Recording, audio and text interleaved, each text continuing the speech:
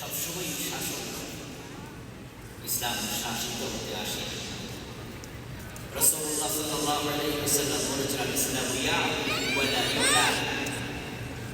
ইসলাম সমুন্নত থাকতে এসেছে, অধীনত হতে আসে।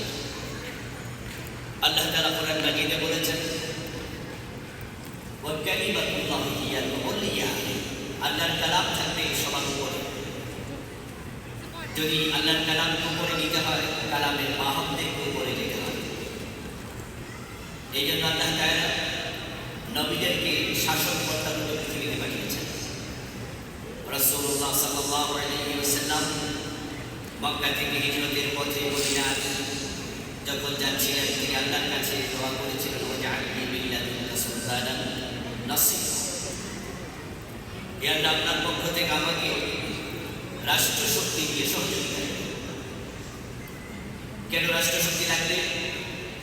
ইসলামকে যদি বিজয়ী আদর্শ রূপে প্রতিষ্ঠিত করতে হয়, তাহলে অবশ্যই রাষ্ট্রশক্তি দরকার।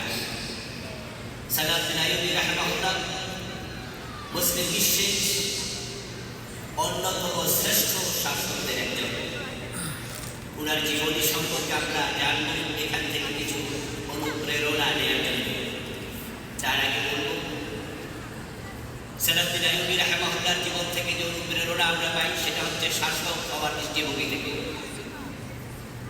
পৃথিবীর ইতিহাসে যতজন মুসলিম গৌরবোজ্জ্বল জীবনের অধিকারী শাসক ছিলেন, তিনি তাদের অন্যতম।